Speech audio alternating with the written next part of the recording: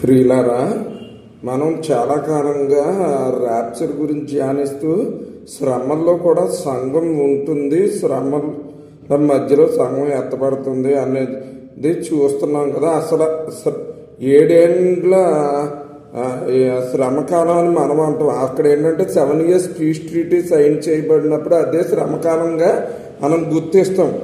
అయితే మనం గత వీడియోలో చూసుకున్నట్టు ఏంటంటే పరిశుద్ధులు హింసించబడతారు, వాళ్ళకి శ్రమ కలుగుతుంది. కానీ అవి అసలు శ్రమలు మాత్రం కాదు. ఆ మొదటి 3.5 సంవత్సరాలు అనేవి శ్రమకాలంగా భావించబడదు. ఎప్పుడైతే వాడు మరణించి తిరిగి లేచి తను హేయమైనది నిషిద్ధ వస్తువు పెట్టి తను దేవుడిగా ప్రకటించుకుంటాడో అక్కడి నుండే శ్రమకాలం అనేది మొదలవుతుంది అనేది మనము పరిశుద్ధ గ్రంథములోని మార్కు సువార్త 13వ అధ్యాయములో 14వ వచనం నుండి 19వ వచనం వరకు మనం ఈ మాటలను చూడవచ్చు అన్నమాట.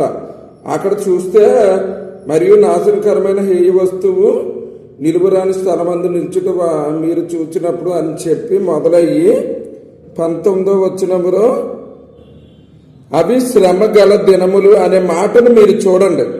19వ వచనం స్టార్టింగ్లో. కాబట్టి ఏంటంటే ఆ 7 years పీస్ ట్రీటీలో ఫస్ట్ 3.5 years ఏంటంటే మామూలు లోకమంతా పీస్ఫుల్గానే ఉంటుంది.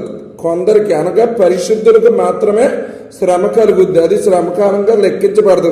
కానీ ఎప్పుడైతే వాడు దేవుడిగా ప్రకటించుకుంటాడో అదే అసలు శ్రమలను గుర్తించుకొని మీరు దానికి సిద్ధపడి ఉండాలని చెప్పి వన్స్ 7 years పీస్ ట్రీటీ అనేది సైన్ చేయబడిందంటే కౌంట్ డౌన్ స్టార్ట్ అయినట్టేనని గమనించుకొని మీరు సిద్ధపడి ఉండి ఎప్పుడైనా సరే సంఘం ఎత్తబడొచ్చు అనేటువంటి భావంలో ఉండి రాకడ కొరకు ఎదురు చూడాలని చెప్పి ప్రభువు నామమున నేను మిమ్మల్ని హెచ్చరించుచున్నాను.